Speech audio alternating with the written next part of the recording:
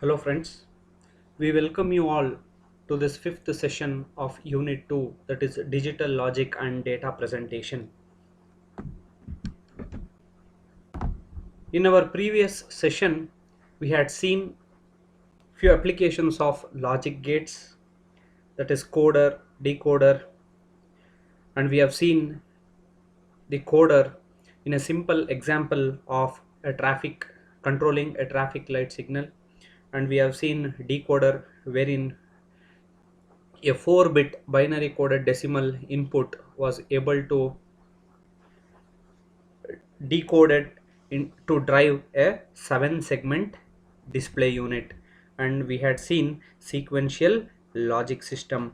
The sequential logic gate or the sequential logic unit was a combinational logic gate with a memory element. The combinational logic gate is nothing but combination or assemblage of two or more logic gates which depends whose output depends on the instantaneous value of input, whereas in the sequential logic the combinational circuits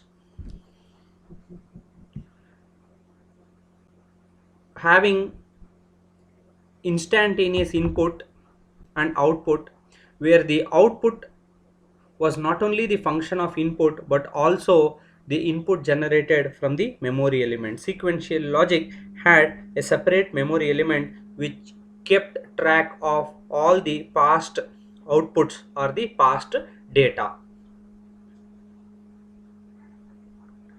So the sequential logic circuits can be divided into three categories, that is asynchronous and synchronous type, and finally a pulse driven type sequential logic. The asynchronous circuits change their state immediately. They are called event driven asynchronous circuit or event driven sequential logic circuit. And next we have synchronous type circuit that are synchronized to a specific clock signal. They are clock driven type sequential logic. Pulse driven type, they are the combination of the two that responds to triggering pulses, that is they respond on an external triggering signal. So that is the pulse driven type sequential logic is all about. So with this brief recap, let us move into today's session. Today we'll be looking into flip-flops that are nothing but an extension of sequential logic circuit itself, and we'll be looking into different types of flip-flops, and we'll be studying in brief SR flip-flop and JK flip-flop. We also will be seeing one practical application of SR flip-flop which will make us to understand SR flip-flop in a better way. Finally, we will be ending our session with small set of multiple choice questions which will brush our understanding on the above mentioned topics. So we'll move into flip-flop. First let us try to understand what exactly is a flip-flop. Flip-flop is a basic memory element made up of logic gates. So here we are able to see the block diagram or the logic representation of a flip-flop. So here we have two inputs, one is called R and S. This is a typical SR type flip-flop which gets an output, that is one is Q and another one is Q bar, which Q and Q bar is the complement of Q. So flip-flop is basic memory made up of logic gates. In sequential circuits we have seen a memory attached to the combinational gate. So here the flip-flop acts as the basic memory. They are also made up of logic gates. They can be made using NAND gate or NOR gates. So flip-flops are sequential logic devices. There are a number of forms of flip-flops. There are many types of flip-flops depending on the application. So we see mainly three types of flip-flops in our discussion. So one is SR flip-flop, that is set and reset flip-flop. Next is the JK flip-flop. JK stands for the inventor's name, whereas it has got nothing to do with the flip-flop type. It simply represents a function that is same as set and reset, that is SR flip-flop, that also we'll be seeing. And finally will be the last type of flip-flop is the D flip-flop, which will be dealt in the forthcoming sessions. SR flip-flop is also known as SR latch. So they can be considered as one of the most basic sequential logic circuits. The simple flip-flop is basically a 1-bit memory and it is a bistable device. A simple SR flip-flop can be realized with NOR gates and it acts as a memory element. The S and R stands for set and reset. So here S and R stands for set and reset. So this is the set state and this is the reset state. So during the set state, the output Q will be 1 and during reset state, the output Q is 0.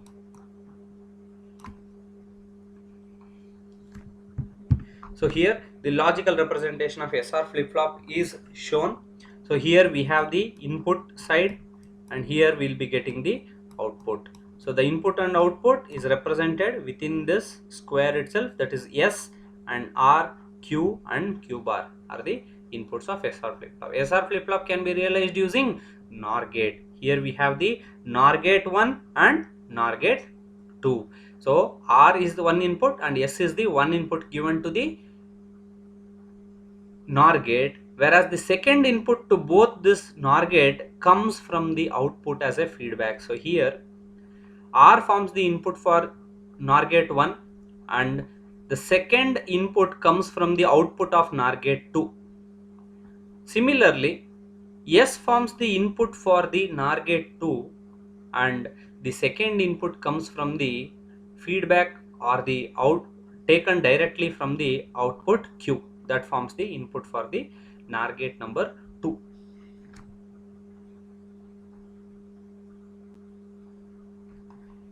So first let us recall what exactly we have studied with the NOR gate.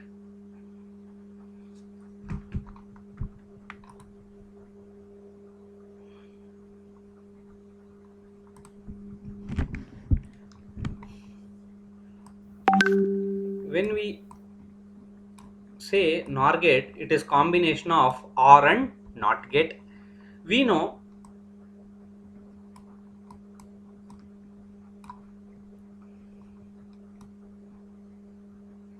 A, B, they are the inputs. NOR output, that is A plus B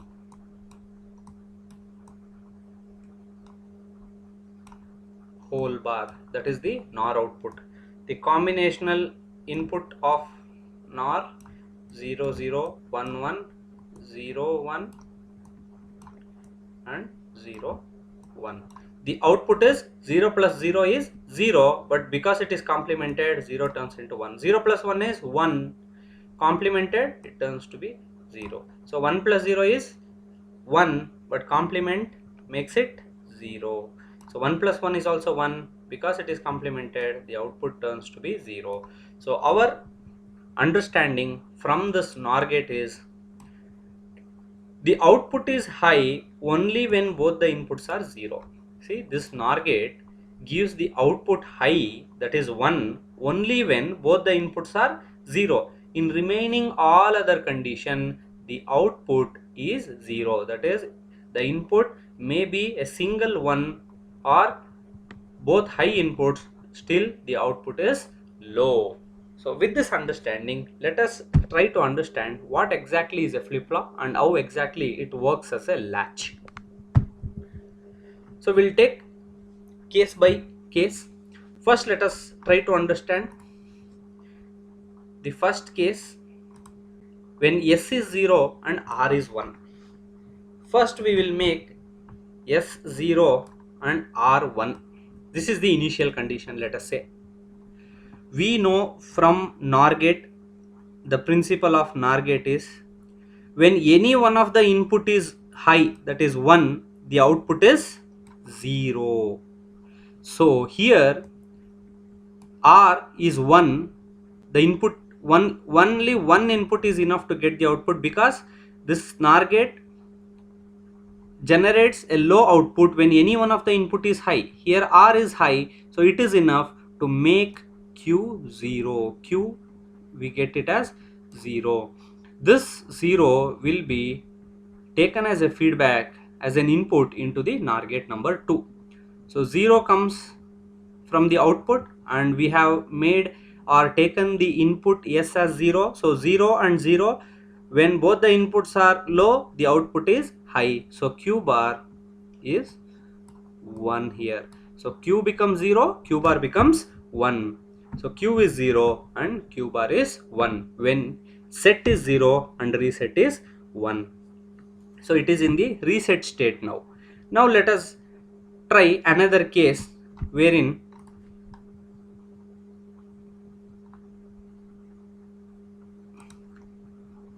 let us take another case. We will make both S0 and R0. We will make both S and R0. Now let us study what happens. S is already 0. I will make R0 now. When R is made 0, the previous state Q bar, it is 1. It reaches the input here to the NOR gate 1. So among the two input, one input is high, therefore the output will be, that is 0 only. It is unchanged, that is Q is still 0. Now the 0 output is taken as the input here. S is 0, so 0 and 0, the output generated is 1. So Q bar is 1. So a small observance will tell us the output has not changed. When the input was 0 and 1, output is same, and when the input get changed to 0, 0, the output is still same. This condition is called as locked condition.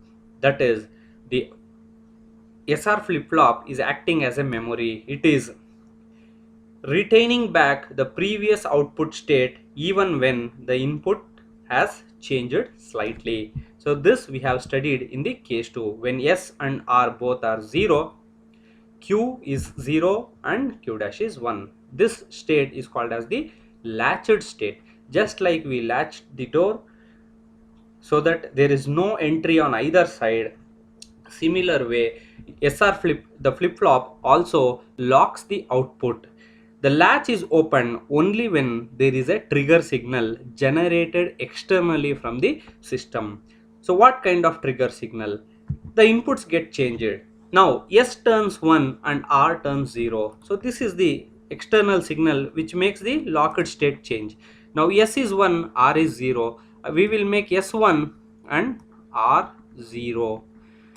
Now S is 1. The NOR gate property is when any one of the input is high, the output is 0. Q bar is 0. This 0 is taken as input to the NOR gate number 1. Since both the inputs are 0, the output generated will be 1. So Q is 1 and Q bar is 0 now. Now let us once again try by making both the inputs 0 to just ensure whether the latching works once again or not. We will make R0 and S0 once again to see whether it acts as memory element or not. Now the inputs are 0.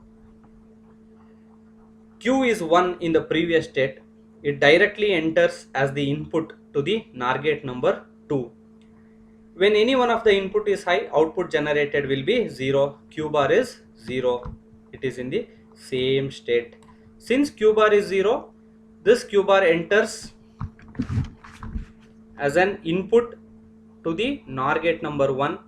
0 and 0 both are the inputs. When both the inputs are 0, the output, that is Q, will turn to be 1. So the same state is retained. So therefore this is called as the latched state. Once again, at 0 0 state, the outputs are latched to the previous state. It acts as a memory element. So when we draw the truth table, simply we can say at S and when both S and R are 0, the SR flip-flop acts as an memory element. If we draw a simple truth table and say output Q and Q bar, S is called as the set state. When S is 1 and R is 0, Q will be 1 and Q bar will be 0. When S is 0, R is 1, Q will turn 0, Q bar will turn 1. But when both S and R are 0, the same state, that is the previous state, is retained. So this state is called as the memory state. This is called as the memory state or the latched state. Now finally we will see the last state, that is when both S and R are 1. When both S and R are 1. Now let us see what happens.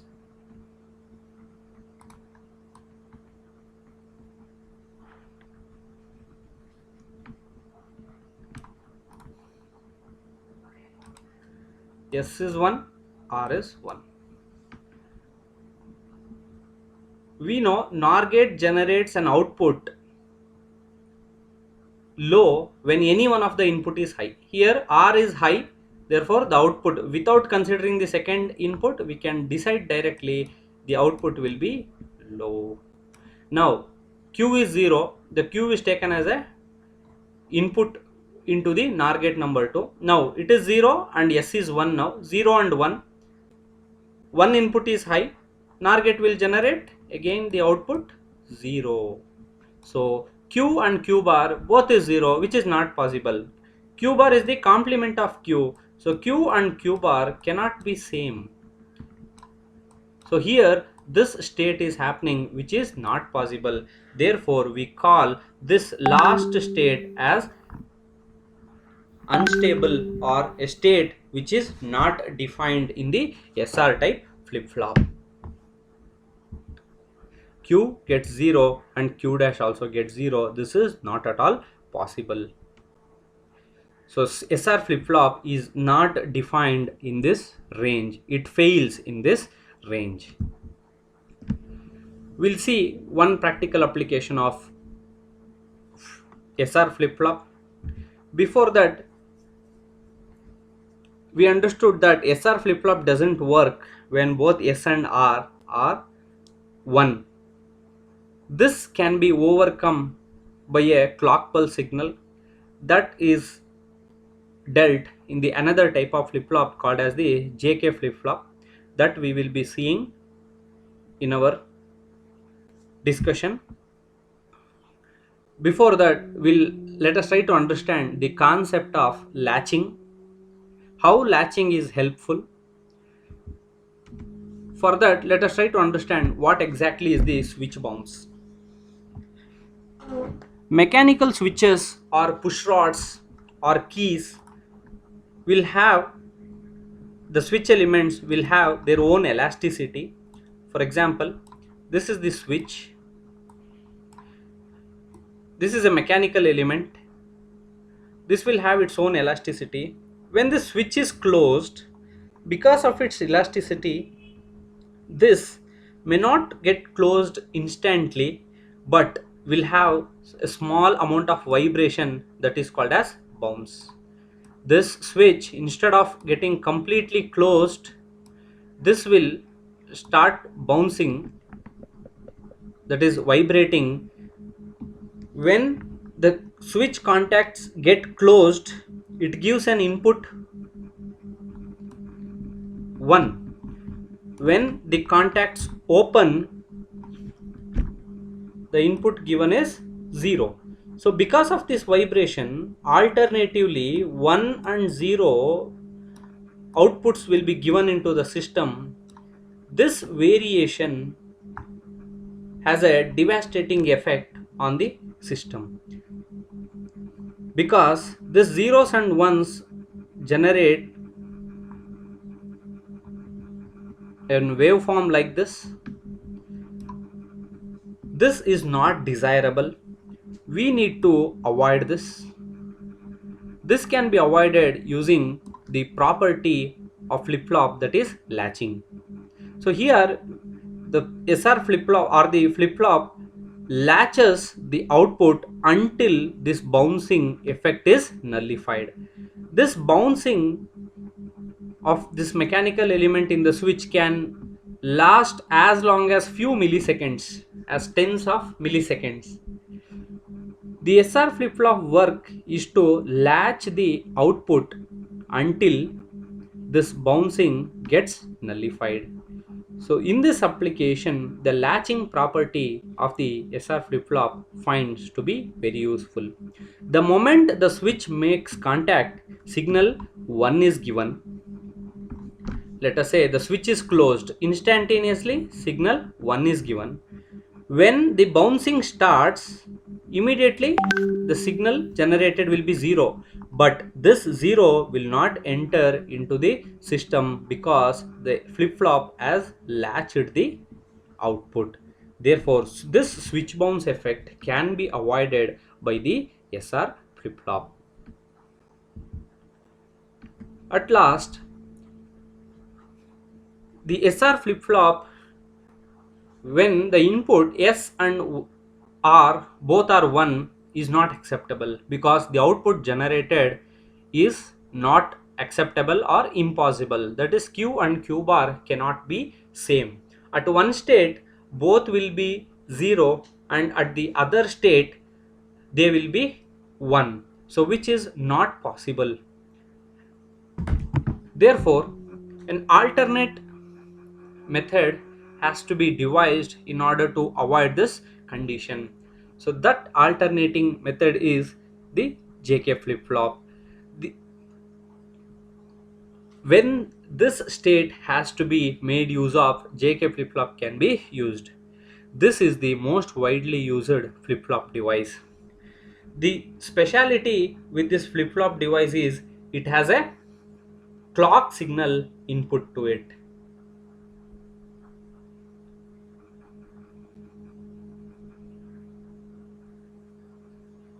The two inputs J and K are similar to S and R of SR flip-flop. They are made J and K after the inventor Jack Kilby to distinguish it from the SR flip-flop. The operation of JK flip-flop is exactly the same as the SR flip-flop, that is set and reset. The difference is the JK flip-flop has no invalid or forbidden state. That is, when S and R are same, it is forbidden in the SR flip-flop, whereas the JK flip-flop has no state that is invalid or forbidden. So here the latch occurs even when both S and R are same. The JK flip-flop is a gated SR flip-flop with addition of a clock signal. When both S and R are same, that is when they are same, that is 1, the additional clock input, the JK flip-flop has 4 possible input combination. Logic 1, logic 0, that is, it is called as no change or toggle state. So this has made the JK flip-flop overcome the disadvantage of the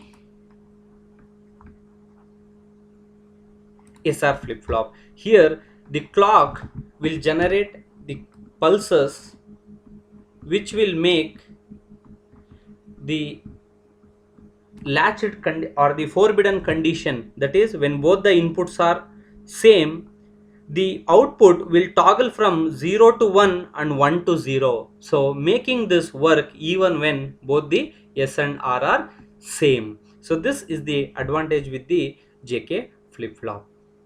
So with this understanding, let us have a small multiple choice questions.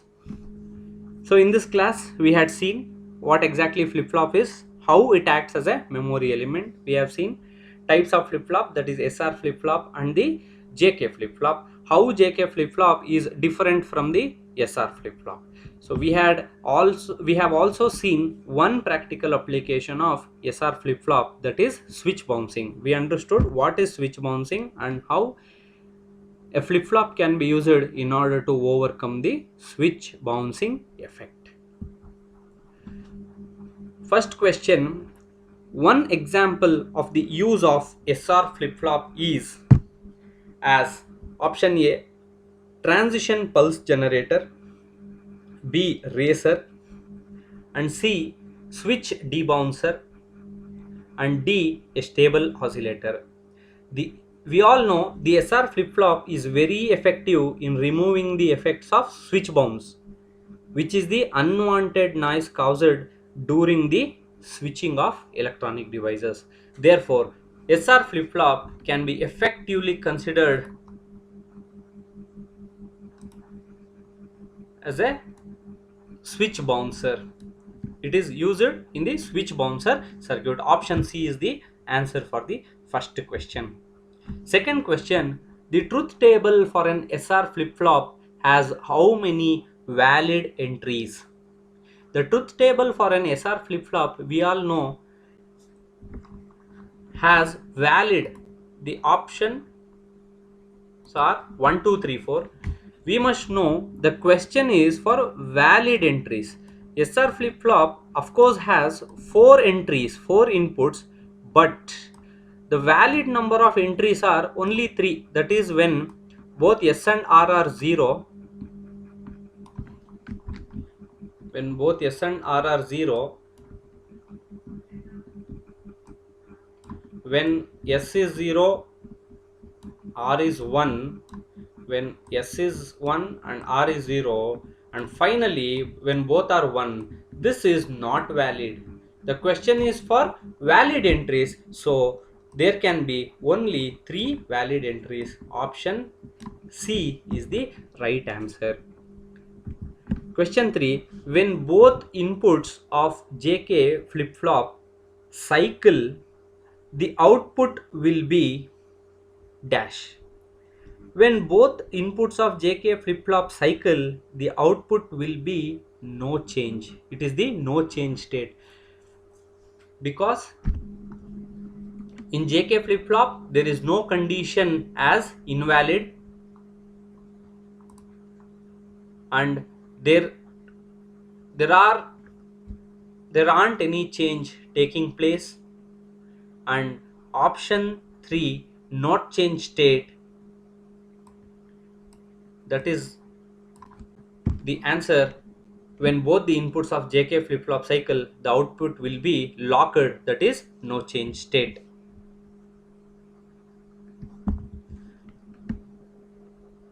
Question 4, whose operations are more faster among the following? The options are combinational circuits, sequential circuits, latches, and flip-flops. Flip-flops are not faster because they are dependent, the inputs are dependent on the output. Latches similarly, they are similar to flip-flop itself. Sequential circuits, we know the output depends on input as well as the memory element. So therefore the combinational circuit whose output doesn't depend on the input function are more faster compared to all other circuits. Therefore option A is the answer for question number 4. How many types of sequential circuits are there? There are two main types of sequential circuits, that is synchronous and asynchronous type. Question number 6, in SR flip-flop, if Q is equal to 0, the output is set to be, when Q is 0, the output is set to be reset. Option B is the right answer, because S is for set. When S is 1, Q will be 1. When R is 1, Q is 0. That is, it is the reset state. When R is 1, it is called as the reset state. Option B is the right answer. The output of latches will remain in set or reset until dash. The trigger, option A, trigger pulse is given to change the state. Option B, any pulse given into the previous state. They don't get any pulse. The pulse is edge triggered. At the beginning of the session itself, we discussed the output of the latches remains until a trigger pulse is given to change the state. Trigger pulse are called a change of state signal. When trigger pulse occurs, the no change state just changes. So option A is the right answer. So thank you. We meet you in the next session. Thank you.